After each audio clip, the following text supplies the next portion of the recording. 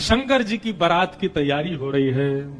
अप्सराएं गान करने लगी, डुमडुमियां बजने लगी, सेनाइयां बजने लगी, मंगल वाद्य बजने लगे, देवताओं ने अपने अपने वाहन सजा लिए, सब तैयारी करने लगे। बोले महाराज सब चलो, महादेव की बारात जाएगी। भगवान विष्णु पधारे। एक तो पहले से ही इतने सुंदर और बारात में जाने के लिए और सुंदर बनकर के आए। शंख चक्र गदा पद्म लेकर के भगवान नारायण आए। आहा, देख करके सब बलैया लेने लगे, कितने सुंदर। ब्रह्मा जी चतुर्मुख चारों का श्रृंगार करके आए और सुंदर। इंद्र भी आए, सब देवी देवता सब पधारे।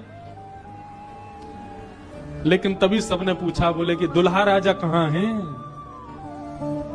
बोले अभी भी शमशान में ही बैठे हैं। कुछ नहीं महाराज, बागंबर लपेटे, हाथ की तकिया लगाए पौड़े हुए हैं दुल्हा महाराज। तो भगवान विष्णु ने जाकर के कहा, बोले आज आपका ब्याह होना है, नेक्स्ट सज सवर लो, थोड़ा स्नान ध्यान करके नेक्स्ट शुद्ध है जाओ, बढ़िया सी कोई अचकन पहन लो, सेहरा पहन लो, सिर पर पाग वाग पहन के तैयार है कि चलो ब्याह होना है आपका। इतने में शिव गण आ गए सारे, और भगवान से आगे बोले, देखो भगवान, हमको बहुत दिन बाद ही अवसर मिला, हम महादेव के विवाह में जाएंगे। श्रृंगार आप सब लोग दूर हट जाओ, आप लोग अपने तरीके का आज श्रृंगार हम करेंगे महादेव का।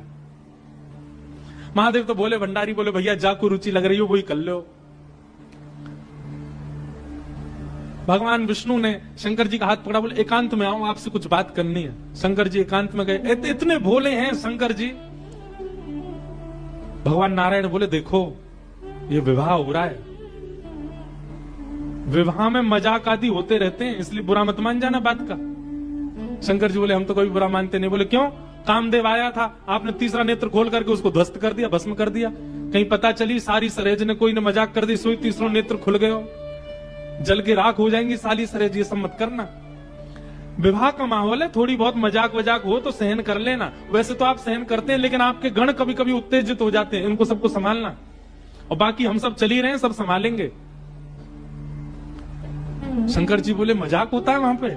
ससुराल में मजाक करते हैं दामाद के साथ? भगवान बोले, हाँ मजाक होता है।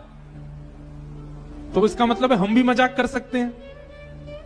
नारायण भगवान बोले, कर ही सकते हो, पर लेकिन आप जगत संहारक हैं, उस तरीके का मजाक मत कर देना कि पता चली हिमालय कोई उल्टा थाप दिया पृथ्वी में, ये सब मत करना। नहीं नहीं नहीं, हम अपने तरीके से करेंगे। और सुनो, वो मजाक हमसे करने लायक रहे, इसका हम पूरा ध्यान रखेंगे, वो रहे नहीं, हम ही इतना मजाक कर देंगे। शंकर जी गए, जाकर के सब अपने गण बुलाए, लाओ भैया श्रृंगार करो हमारा। कैसा श्रृंगार किया? जटाओं को पकड़ करके महाराज जटाओं का ही मुकुट बना दिया, जटाएं खोल करके उन्हीं का मुकुट बना दिया। सुंदर बागंबर पहनाई। बागंबर को रस्सी से बांधते थे, पर आज रस्सी से नहीं, आज सर्प से बांधा। बढ़िया वाला सर्प लेकर के आए, कमर में ला करके बागंबर बांध दी।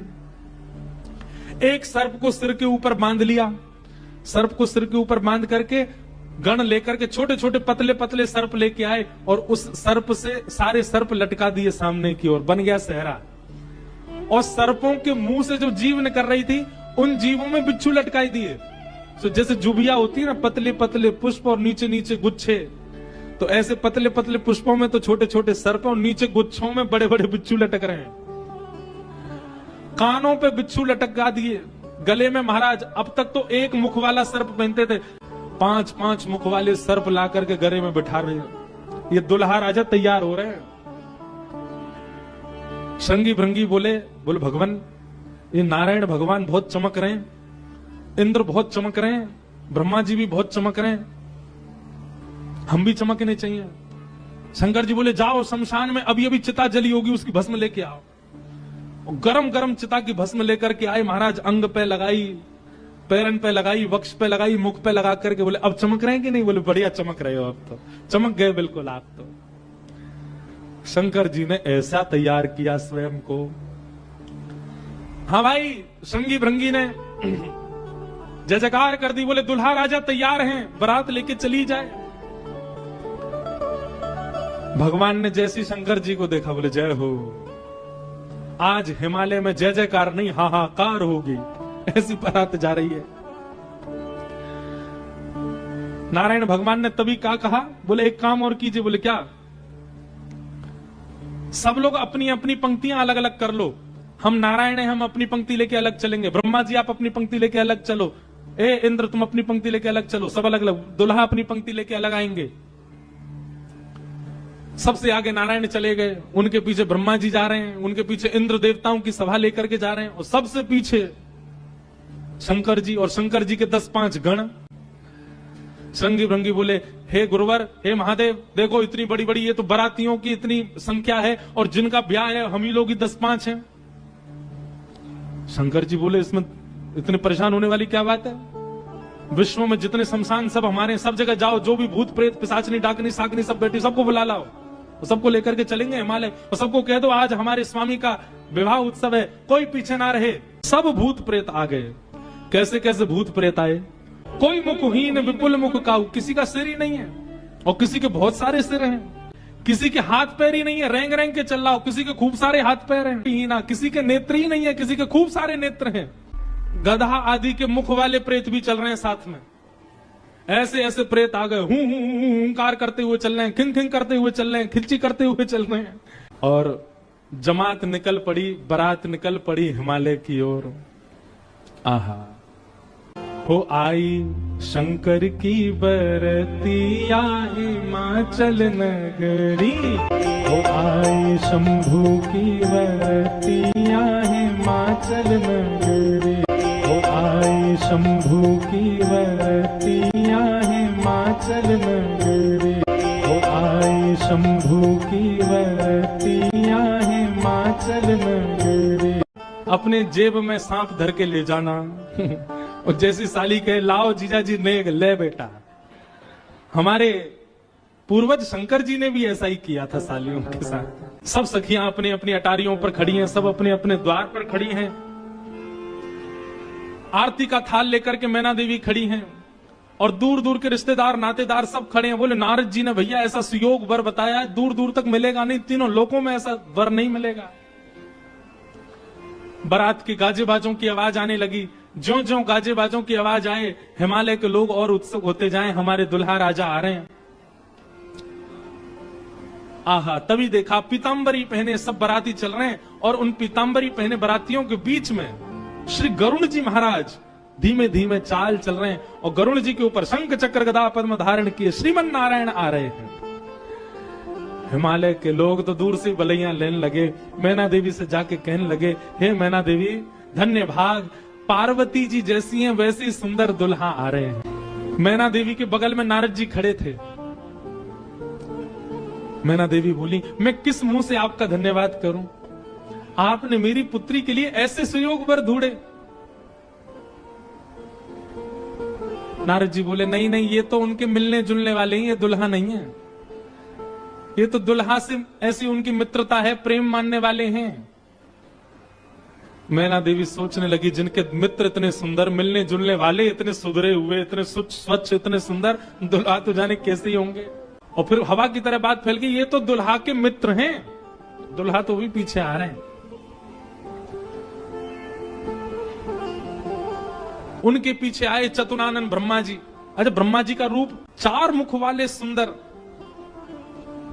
नारद जी ने बताया ही था कि आपके जो होने वाले दामाद हैं पंचवक्त्रम, 5 मुख हैं उनके, तो 4 मुख देख करके मैना देवी बोली 5वां मुख ऊपर होगा, दिख नहीं रहा है, यही है। बोलो मैं किस मुख से आपका धन्यवाद करूं, आप यही है ना, पंचवक्र है ना, इनके 5 मुख होंगे, 5वां ऊपर होगा। बोले नहीं नहीं नहीं, ये तो चतुर्मुख है, ये तो ब्रह्मा जी है, ये भी दुल्हा नहीं है। तीसरे आए इंद्र। इंद्र जैसे ही पधारे, इंद्र का रूप भी बहुत सुंदर है, देवताओं के राजा हैं। इंद्र को देख करके सब हिमालय के लोग बोले नारद जी निश्चित यही हमारे दुल्हा राजा हैं, पहुना हैं। नारद जी हंसने बोले नहीं नहीं, महादेव को जब प्यास लगती है, आपके दुल्हा को जब प्यास लगती है तो पानी पिलाने का काम यही करते हैं, ये उनको पानी पिलाने वाले।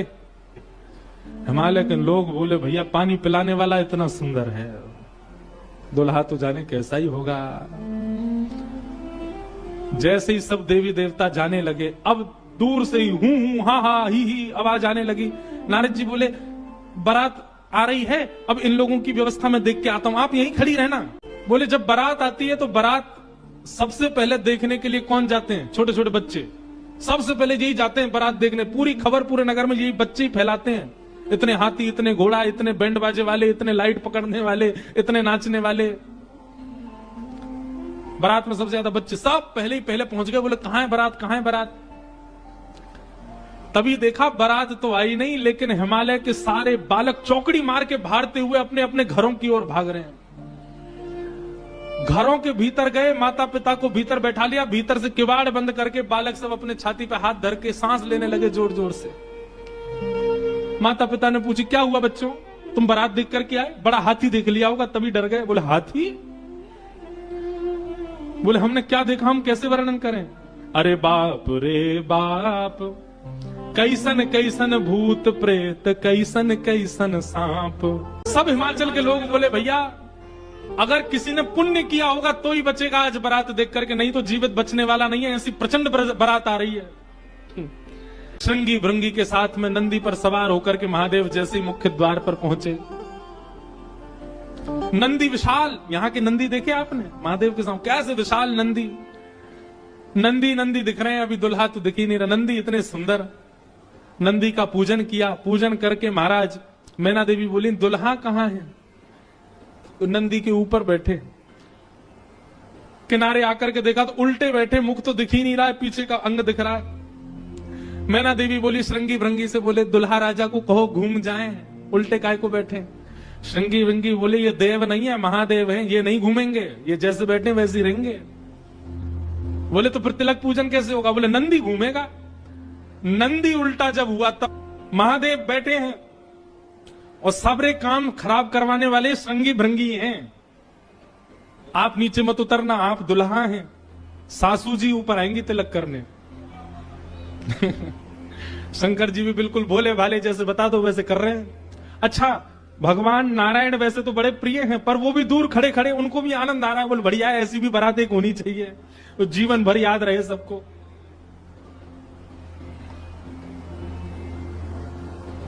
मैना देवी बोली नारद जी ने बताया निश्चित ही श्रेष्ठ ही होंगे, दुनिया के लोग तो पुष्प के श्रृंगार इनने सर्प के किए, सुंदरता ज्यादा है हमारे दामाद की, इसलिए सर्प से ढक रखे नजर नहीं लगे। श्रृंगी भृंगी से कही नेक तो कहो दुल्हा मुखमंडल दिखाए।